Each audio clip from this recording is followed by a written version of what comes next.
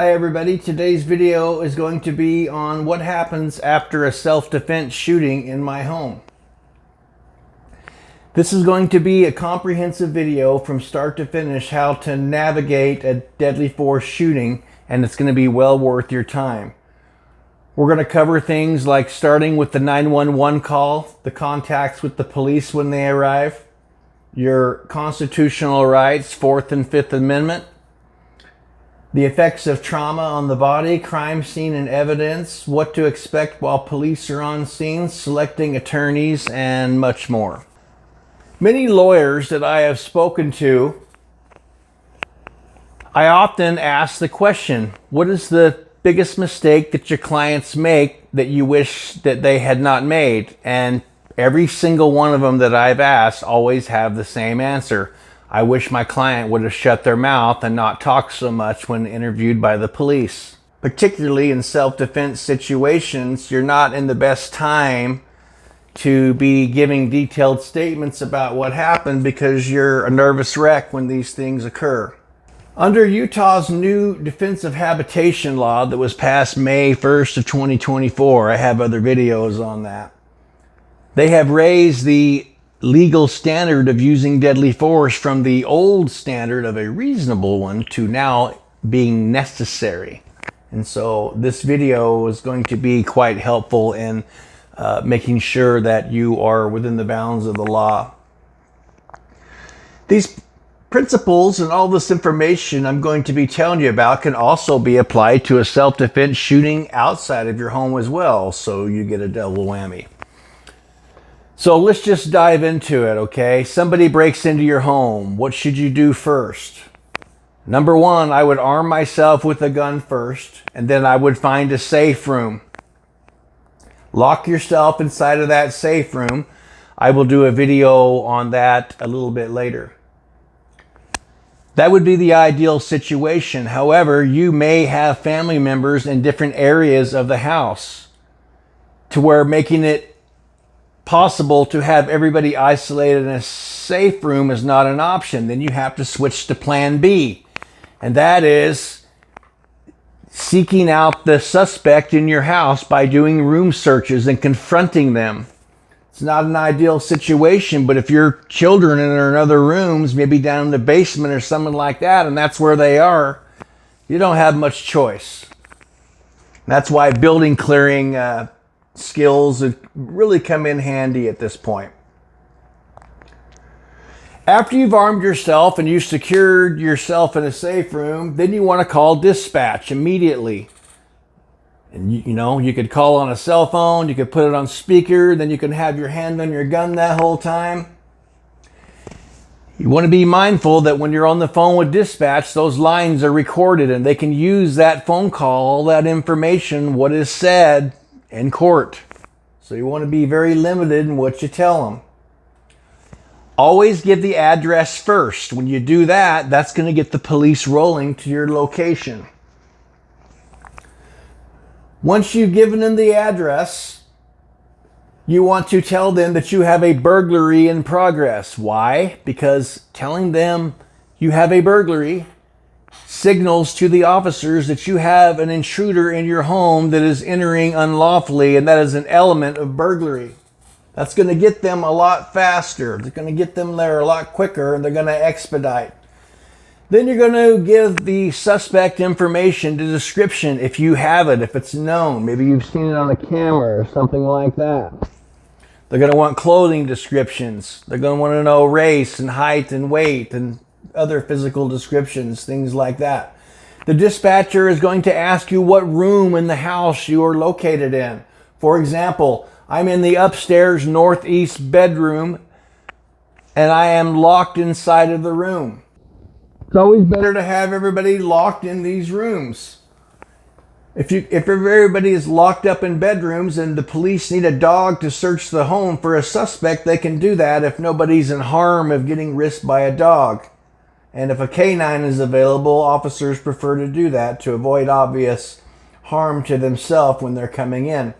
The dispatcher will ask you if there are any weapons in the home that you have or if you're armed. If you are, tell them.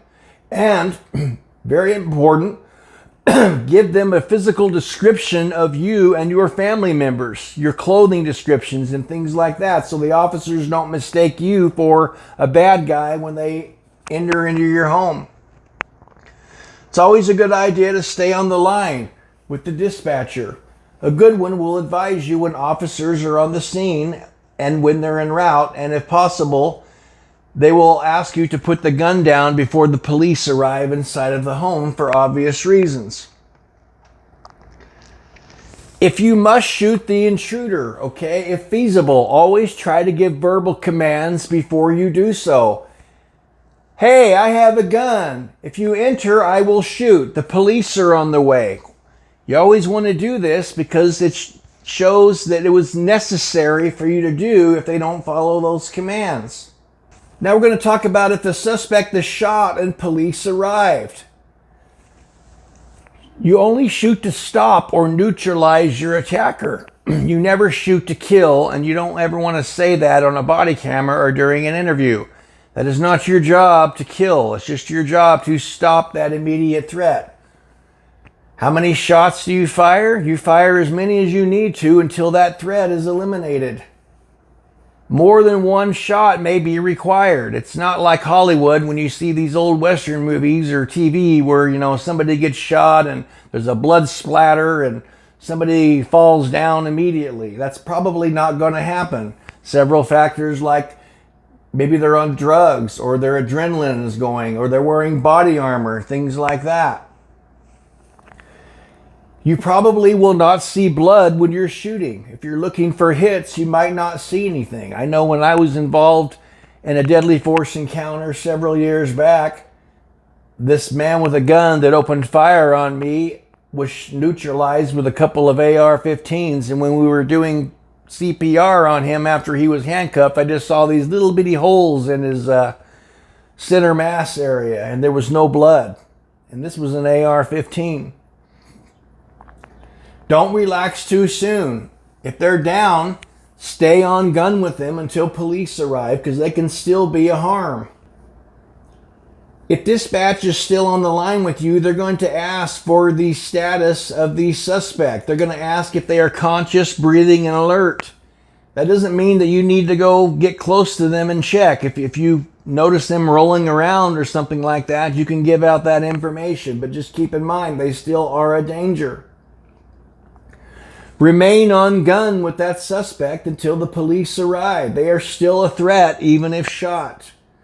Try not to disturb the crime scene, okay? Don't move anything around, especially bodies. That would be really bad. When police are arriving, if you can safely set the gun down, do so before they get there. Either reholster it or set it on the counter nearby and have your hands up, clearly visible. And communication is not a bad thing. You can tell them, hey, I'm the victim. I'm the one that called. Resist the urge to put the gun back into the gun safe. If you do that and you have, let's say you use a 9mm handgun and you've got 10 other 9mm handguns in the safe, the police might seize all of your gun collection through a search warrant. And they can justify that because they don't know which gun it is and they want to make sure they have the right one. What else to expect when the police arrive? When they arrive on scene, the first thing they are going to do is they are going to do a protective sweep of your house. That's called a sweep. And what that is they are going to come in and they are going to check room to room after they've made contact with you. And they're going to be searching for either that suspect, or if they're down, they're going to be looking in closets and under beds and rooms for other potential suspects that are a threat to their safety. They're going to go room to room with their guns drawn, and they're going to do that. Once they've done that protective sweep, the next thing that they're going to do is they're going to call in the paramedics or EMS once that scene is secure, and they are going to render medical aid to the suspect that is on the ground. And then they're going to secure that suspect in handcuffs. And then they're going to let other medical personnel in to take care of that. Going through a deadly force shooting is going to inflict psychological trauma on you. some of the physiological effects of trauma. Your adrenaline's going to be through the roof. Your heart's going to be racing. It's going to be difficult to control your breathing. You want to take deep breaths in and out to control that. You probably had tunnel vision when you were on gun with your suspect and that threat was active. You probably just focused on that suspect's face or that weapon in their hands, something like that. The event probably appeared to have been in slow motion. That's called time dilation. I know when I was involved in my deadly force situation and this guy was running out of the street after he'd fired shots at me, as I was attempting to strike him with my vehicle, it looked like he was running in slow motion. Your perception of what happened may not be accurate, and that's why you don't want to get into a lot of detail when you're giving statements to law enforcement officers. You may feel guilty about what happened, even though you were in the right and you were completely justified. You may feel guilt and you may question yourself about what you did and if it was really necessary or not. Of course it was necessary, but that's just what adrenaline does. I know when I was involved in my deadly force encounter with the police department, I really wanted to talk to somebody after all this happened. You really want to be careful and resist that urge to talk to other people. Only conversations with your lawyer are privileged communication, and maybe your spouse with the spousal privilege that they have. If you tell anybody else about what happened, the police and the prosecutors can talk to them and subpoena them in court and ask them to testify against you about what you said. Your mind's going to replay this situation over and over again for probably a few days after this happens, and you're going to have difficulty sleeping. When the police come out, they're going to want to know what happened. They're going to ask you a series of questions. You always want to consult with your attorney for legal advice. So I'm not a lawyer, but let me just tell you what I would do, okay? I would limit my statements to, officer, this was an act of self-defense. It's okay to go into a little bit more detail. For example, that stranger broke into my front door. Okay, that tells them that this person entered unlawfully and that they entered in this violent, tumultuous manner, which is required, one of the requirements to use deadly force. That's it. It was self-defense. This stranger broke into my home, and you would want to point out any obvious evidence that maybe the officer may have overlooked. For example, point to the door that's been kicked in, the boot prints on the door, maybe the door frame that's been damaged from entering with force. You would want officers to take a picture of that and note that in the report. That's very valuable information.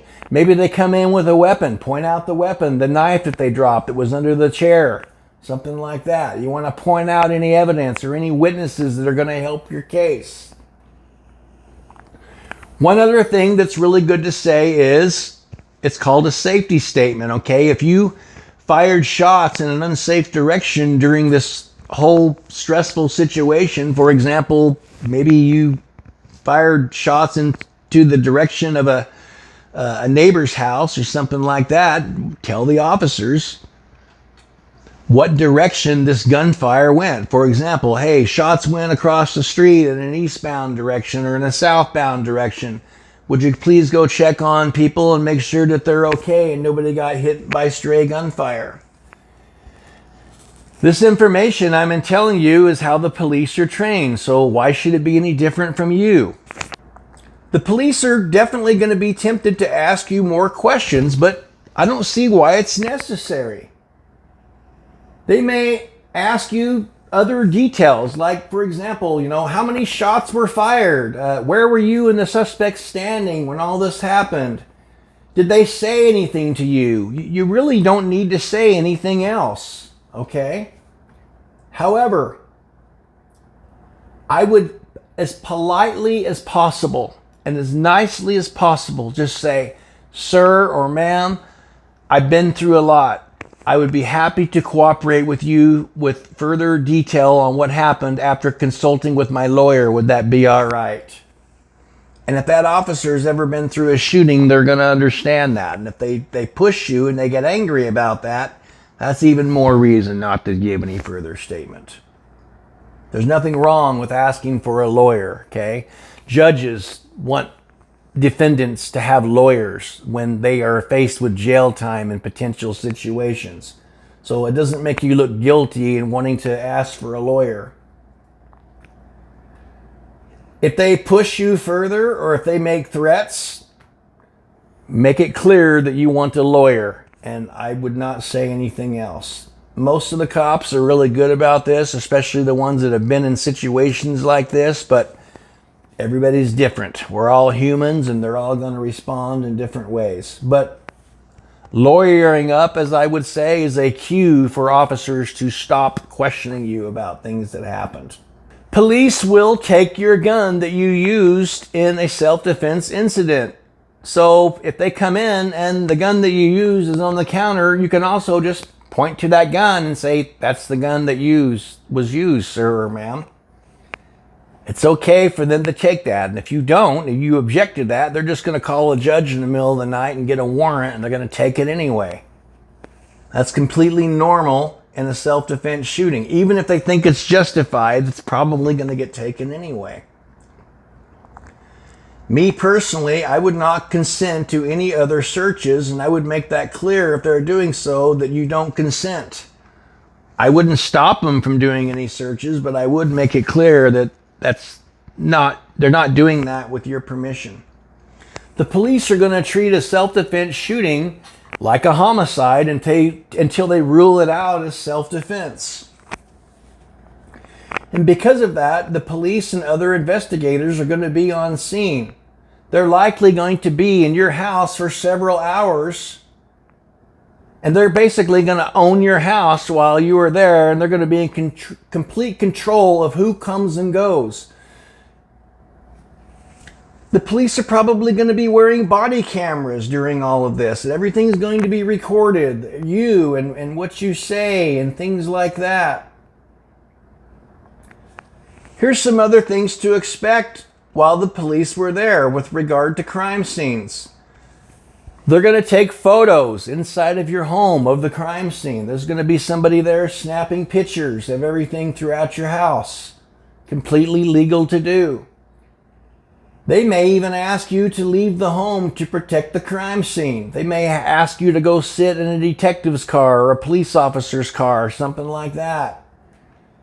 I would very respectfully and kindly object if you can and ask that you be in the home somewhere to where it doesn't disturb their crime scene, but that's going to be their call and they can obviously say no. Officers will likely be in a containment position outside of your home. There's going to be probably officers standing outside of entry and exit doors to control egress, in and out egress, access to the home for obvious reasons to protect the crime scene. Nobody except authorized law enforcement officers and medical staff will be allowed in and out, and they will probably log the times documenting how long they have been in the home at the crime scene and what they did while they were in there. And that is just to preserve the crime scene for court if they need it. You may get booked into jail even if you're in the right and you acted in self-defense. I don't think that's right, okay? But some officers do that, either through a lack of experience or maybe a supervisor tells them to do that, or maybe that's their policy. I think it's wrong. I think if an officer says that you're justified in doing that, you should not have to go to jail. But that is definitely a possibility. But that's okay. If you go to jail, you can bail out on a bond, and that's something that you can definitely get through. At least where I work, the district attorney's office is going to screen all shootings, even if the police believe that you were justified. And what a screening is, the police basically just send over the report to the district attorney's office, and the DA will review the situation. They will get to review and spend weeks and maybe months reviewing your shooting for something that you just did in a split second. They have weeks and months to analyze that, to determine whether you were justified or not. Thankfully, in Utah, we have justification hearings. Utah and Florida are the only states that I'm aware of that have the right to a justification hearing. If we claim that we acted in self-defense, you can go in with your attorney in front of a judge, and it's the prosecutor's burden to prove with clear and convincing evidence that you were not acting in self-defense. And that's just an extra bite at the apple to try to resolve that situation before it goes to a criminal prosecution in front of a jury trial. A lot of people ask about concealed carry insurance, okay? It's a good idea to have concealed carry insurance, but you want to make sure you read the fine print on those.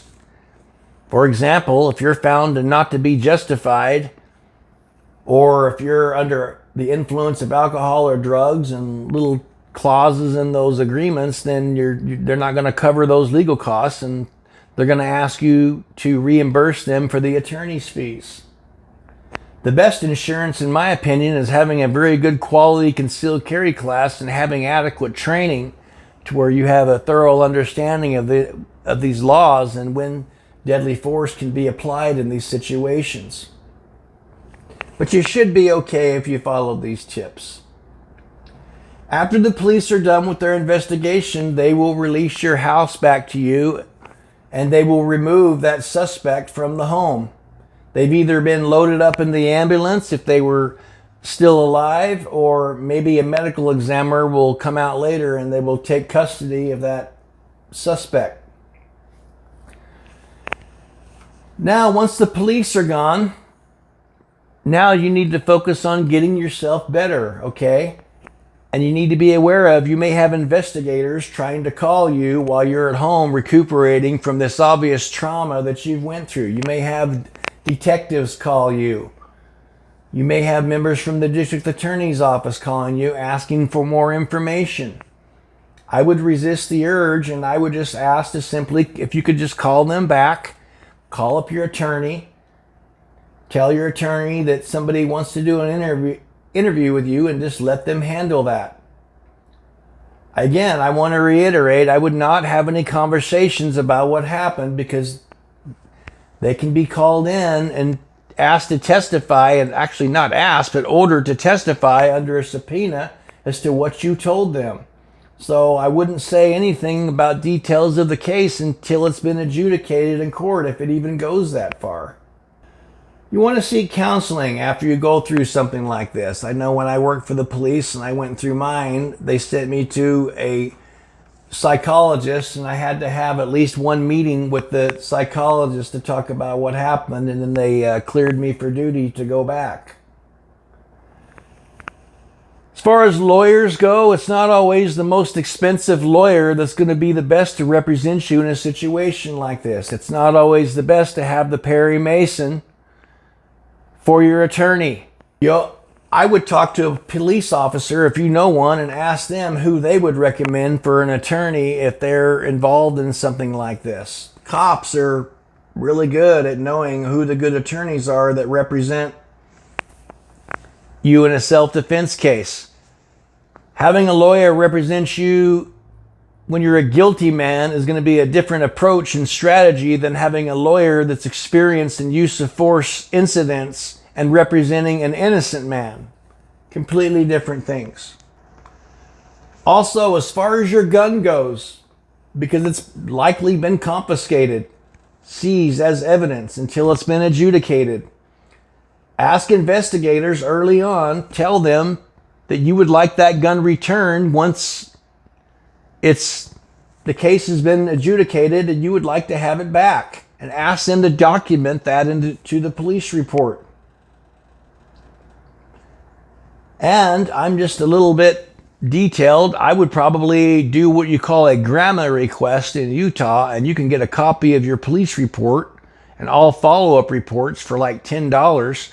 And I would read that report, and I would make sure that everything's accurate in that report. I just think that that's a good proactive way to avoid a lot of problems later on. Hope this video was helpful. I'll see you in the next video.